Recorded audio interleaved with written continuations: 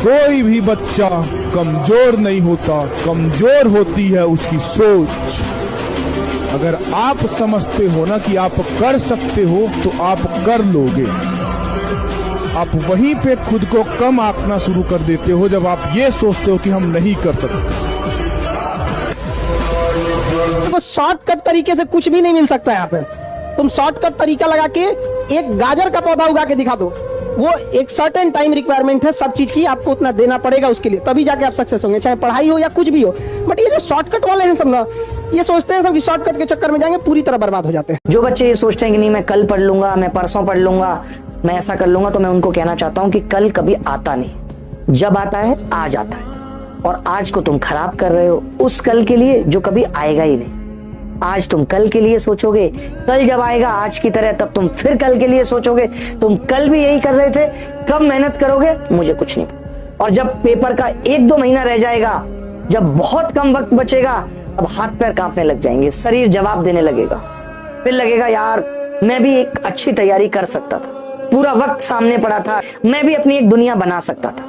फिर अफसोस के अलावा कुछ नहीं बचेगा। फिर अगले साल, फिर अगले साल, और अगले साल करके सिगरेट जैसे जलती है, आइसक्रीम जैसे पिघलती है, तुम्हारी जवानी भी सुलगती चली जाएगी। एक समय ऐसा आएगा ना कि जब आपके पास 6 आएगा लेकिन उसकी कोई जरूरत नहीं रहेगी, फिर उसमें आपको कम की जरूरत रहती है। कभी कभी ऐसा होता है ना लूडो में, यहाँ 2 आएगा तो हम पास हो जाएंगे, उससे ज्यादा आ जाता है। जिंदगी में भी एक दौर ऐसा आएगा ना जब इंसान के लिए पैसे वैसे की कोई महत्व नहीं रह जाएगी यहाँ पर, फिर इंसान सुकून शांति ढूंढने लगता है। जब बोर्ड का एग्जाम होता है तो रिजल्ट आता है, देखा आपने?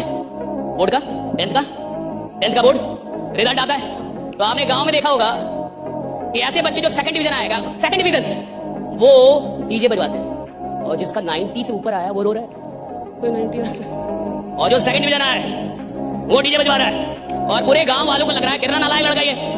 बताओ भला सेकंड डिवीजन पे डीजे कौन बजवाता है? और वो डीजे बजवा रहा है, नाच कर रहा है, और पैसा कम है, वरना ऑर्केस्ट्रा मंगवाता, चीयर लीडर्स बुलवाता, पैसा नहीं उसके बाद डीजे से संतोष कर रहा है वो। आपको लग रहा है कितना नालायक है? नालायक नहीं है साहब, क्योंकि जब उसने एग्जाम दिया था उसको पूरा पता था वो फेल हो जाएगा, सेकंड डिवीजन आ गया था। क्यों नहीं बजाएगा डीजे?